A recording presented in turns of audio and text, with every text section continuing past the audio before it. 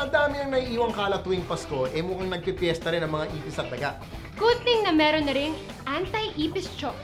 Kaya ng mga tao sa labas na hulaan kung para saan to. Find out on What's This For?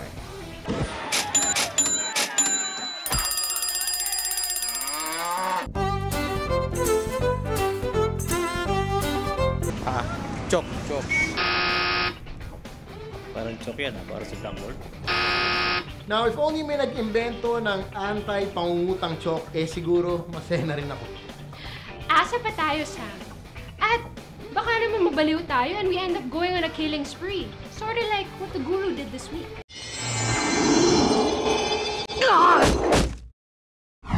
Killing is wrong, and that is why we do it in a video game instead of real life. But imagine the face of a bully stuck into a cartoon character or a 3D character and stabbing him and telling him, "That's for you! You because you stole my curry!" And that is why games like Assassin's Creed 2 are very awesome. Check this out. The first game offered a unique experience in virtual killing. With the Assassin's Creed sequel, things are even better. As a new Italian protagonist, Ezio Auditore de Firenze, you go on a blood-soaked quest of revenge, intrigue, and assassination. Compared to Altair in Part 1, Ezio is more charming and likable. His story is also better paced and more satisfying, despite some ridiculous moments. Dialogue can also be very corny, but decent voice work makes up for it. To kill Uberto Alberti. I understand. The highlight of this game is still what it did best in the last one. Crazy free running, climbing and jumping all over beautiful graphical Italy is more fun than ever, and the controls are intuitive for most part. Maybe even better is the joy you get from executing an excellent well-timed kill. That is probably why it's called Assassin's Creed 2. You do not start with a whole guild to back you up, so you have to earn your money from scratch. By the end of the game, you will have more money than that Slumdog Millionaire. Cash is used to purchase cool weapons and armor, making Ezio a tough badass. He'll become so tough that button mashing will make you win every time. This leads us to the game's major problem: repetition. After a while, worlds and buildings start to look alike and Ezio can perform the same animations over and over.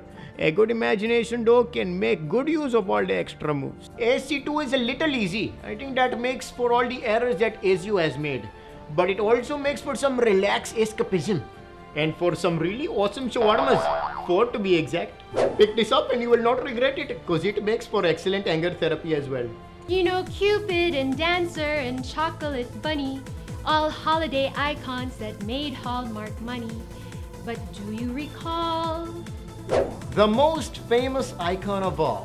And no, it's not another version of the irritating reindeer song. It's a rundown of Santas in games through the years. Let's go past forward.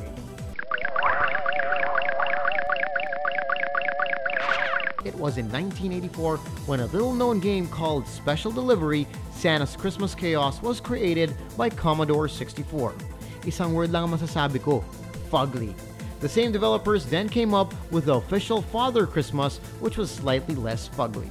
Then in 1997, Clay Fighter 63 1/3 brought Sumo Santa. With a lethal belly, this version of Santa is probably the farciest. After all the abuse this beloved gift giver got, it's no wonder the Game Boy Advance in 2002 saw the saddest Santa ever, Santa Claus Jr. The most depressing Santa runs to JR to help fix the monster gift situation. So, as fate would have it, the same year brings Santa Claus Saves the Earth for the PS, which features a happier balloon-like character that swats enemies with his sack. The next Santa from the freeware PC platform, Santa Claus in Trouble of 2002, hits the bullseye. Saktong-sakto na Santa, no stupidity or gimmicks. A version in 2005 featured the PSP's Zombie Santa, half-decayed and in all his menacing glory. Sam & Max Episode 201 Ice Station Santa is the least recognizable. The short, skinny, paranoid, trigger-happy little guy is terrified of a demonic corporate presence coming to destroy Christmas. Looks like good old Saint Nick is done with the makeovers. I hope developers figure out that as much as we love Santa, we don't want him featured as the main character in video games. Well, imagine old kids still wanting to be on the good list. Just my 2 cents. Now, we did promise you guys something very special, so please welcome this week's Sizzler, Miss Diane Carla Cizon. Ayan. Partner, why don't you start off by telling us something about yourself? Well, I'm 23 years old and I'm a host of this show. Why don't you tell us something, more important about yourself? Oh, you mean 32B, 24, 35, hot eyes and all around awesome? Merry Christmas, you guys! Now, I heard you guys had a blast shooting the calendar. Why don't you tell us which was the best part? Well, definitely jumping off a 35-foot cliff at Ariel's Point in Boracay. So proud of that. Sweet! Silipin nga natin ang makakuha sa'yo nung pictorial.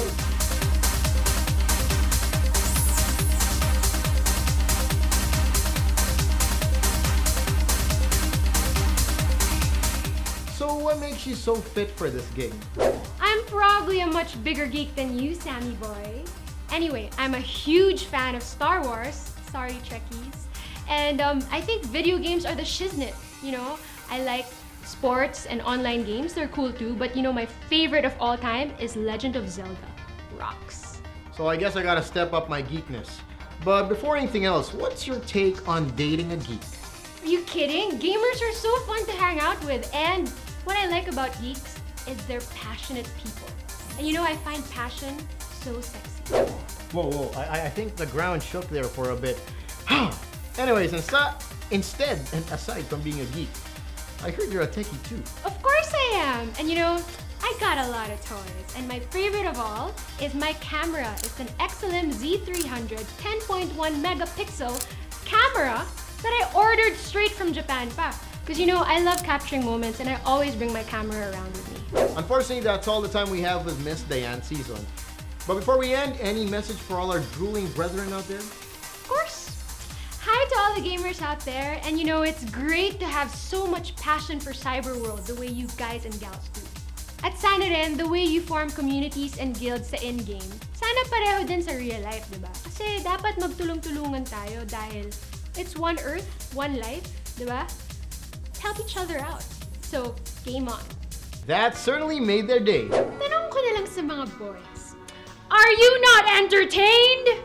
Well, if they're not, I certainly am. Tune in to our explosive episode next week. Siguradong hindi kayo magsisisi. At kung hindi nyo pa rin memorize, the website is www.mogtv.com.ph.